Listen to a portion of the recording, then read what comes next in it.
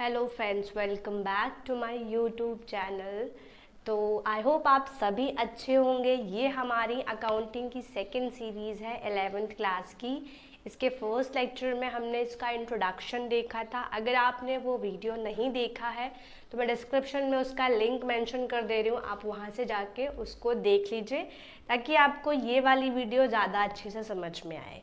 तो आज का जो टॉपिक है वो है फ्रेंड्स अकाउंटिंग ऑब्जेक्टिव्स। क्या नीड है, क्यों हम अकाउंटिंग ऑब्जेक्टिव्स पढ़ते हैं, मतलब क्या है इसका कि जब भी आप अकाउंटिंग करना स्टार्ट करते हो या भी जब आप अपनी अकाउंटिंग की बुक पढ़ते हो तो उसके पीछे एक रीज़न है कि क्यों आप उस बुक को स्टडी कर रहे हो या फिर क्यों आप उस बुक को पढ़ रहे हो। तो क्या करते हैं, हर एक चीज़ को हम पॉइंट वाइज देखेंगे और इसके लिए मैं आपको एक एग्जाम्पल मेंशन करूँगी जिसके थ्रू आपको ईजिली समझ में आएगा कि क्या रोल है इसका यहाँ पे। तो लेट सपोज फ्रेंड्स, आपकी एक कंपनी है, ठीक है, आपकी ये एक कंपनी है और आपको क्या करना है, इस कंपनी को इस्टेब्लिश करना है। जब भी आप एक किसी कंपनी को इस्टेब्लिश करते हो तो बहुत सारी चीज़ों की ज़रूरत पड़ती है, जैसे मशीनरी, लेबर, लैंड, ठीक है, ये सारी चीज़ों की आपको ज़रूरत पड़ती है। तो सबसे पहले आप क्या करते हो फ्रेंड्स, यहाँ पे कुछ आपको इन्वेस्टमेंट चाहिए होती है। मतलब हो सकता है आपके पास पूरा अमाउंट ना हो तो कुछ इन्वेस्टमेंट आप क्या करते हो, आउटसाइड से बोरो कर लेते हो। तो वो कैसे आप बाहर से मंगाते हो, तो या तो शेयर होल्डर्स आपके जो होते हैं, या तो आप अपनी कंपनी के शेयर्स इशू कर देते हो, ठीक है, या फिर आप डेट, जिसको लोन बोलते हैं इजी लैंग्वेज में, या तो आप क्या कर लेते हो, डेट ले लेते हो, ठीक है। तो इसके बाद क्या करते हैं, अब जब ये कंपनी स्टैब्लिश हो गई है तो अब आप क्या करते हो कि बिजनेस का ट्रांजैक्शन स्टार्ट कर देते हो।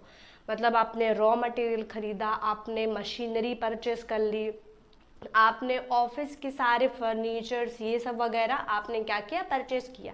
तो जब भी आप उन सारी चीज़ों को परचेस कर रहे हो तो आप क्या करते हो, आपका जो अकाउंटेंट होता है कंपनी का वो मेंटेन करता है बुक्स ऑफ अकाउंट।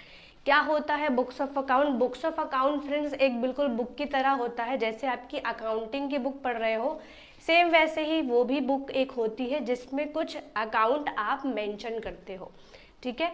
जैसे ही आप बाहर से कोई चीज़ लेते हो, ठीक है, जब आप उसको पैसा देते हो तो जितने भी ट्रांजैक्शन ऐसे हो रहे हैं कंपनी के पॉइंट ऑफ व्यू से, बिजनेस के पॉइंट ऑफ व्यू से, वो सारे ट्रांजैक्शंस आप कहाँ पे रिकॉर्ड करते रहते हो, कहाँ लिखते रहते हो, इस बुक्स ऑफ अकाउंट में, ठीक है। तो सबसे पहला जो हमारा ऑब्जेक्टिव था वो क्लियर हो गया होगा, आई होप आपको। क्या है देख लेते हैं एक बार। Maintenance of records of business transactions. हम क्यों अकाउंटिंग को स्टडी कर रहे हैं, ताकि जितने भी बिजनेस ट्रांजैक्शंस हो रहे हैं हमारी कंपनी में उसका हम मेंटेनेंस के साथ रिकॉर्ड कर सके विदाउट एनी एरर। हम सारे रिकॉर्ड्स को मेंटेन कर सके अपने बुक्स ऑफ अकाउंट में। तो आई होप आपको पहला ऑब्जेक्टिव क्लियर हो गया होगा। नेक्स्ट ऑब्जेक्टिव पे चलते हैं हम।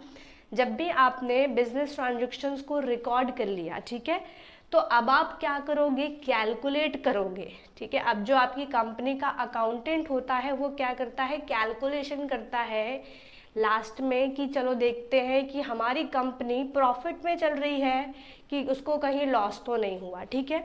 तो आप सेकंड पे क्या करते हो, प्रॉफिट एंड लॉस को कैलकुलेट करते हैं। तो अगला जो ऑब्जेक्टिव है फ्रेंड्स वो हमारा calculation of profit and loss है।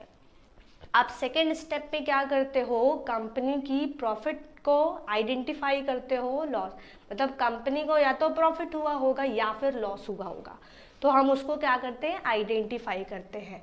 उसके बाद नेक्स्ट स्टेप जो होता है वेरी इंपॉर्टेंट, आप क्या करते हो, आप बैलेंस शीट बनाते हो। ये वर्ड आपके लिए बहुत इंपॉर्टेंट है। अच्छा, ये बैलेंस शीट फ्रेंड्स आपको कई बार फाइनेंशियल स्टेटमेंट के नाम से देखने को मिलेगा। इसको कई बार फाइनेंशियल स्टेटमेंट भी बोलते हैं। क्या होता है ये फाइनेंशियल स्टेटमेंट? ये फाइनेंशियल स्टेटमेंट फ्रेंड्स वो चीज़ होती है जहाँ पे आपका फाइनल जो आपका कंपनी का पूरा ओवरऑल कैसा परफॉर्मेंस है वो रिप्रेजेंट करता है। मतलब आपका ये क्या करता है, आपकी कंपनी जो है, ये जो आपने कंपनी बनाई थी, इस कंपनी की फाइनेंशियल पोजीशन एट लास्ट, मतलब एकदम एंड ईयर, इन ईयर के एंड में फाइनेंशियल पोजीशन आपके कंपनी की कैसी है, वो रिप्रेजेंट करता है आपका फाइनेंशियल स्टेटमेंट, जिसको आप बैलेंस शीट बोलते हो। ठीक है, उसके बाद जब हमने ये कर लिया, हमने कैलकुलेट कर लिया, ट्रांजैक्शंस की रिकॉर्डिंग कर ली, हमने अब बैलेंस शीट बना के फाइनेंशियल पोजीशन को भी जज कर लिया कि ठीक है, हमारे जो कंपनी है उसकी फाइनेंशियल पोजीशन ठीक है, ना ज़्यादा अच्छी है ना ज़्यादा ख़राब है। उसके बाद अब ये जो आप पूरा प्रोसीजर कर रहे हो, तो क्यों कर रहे हो, या इसको किसको हमको दिखाना है कि लो भाई ये हम आप ही के लिए कर रहे हैं। तो मैंने अभी आपको स्टार्टिंग में बताया था, जब आप कंपनी अपनी इस्टेब्लिश करते हो या जब कोई फर्म को आप इस्टेब्लिश करते हो, तो सारा पैसा आप खुद नहीं लगाते।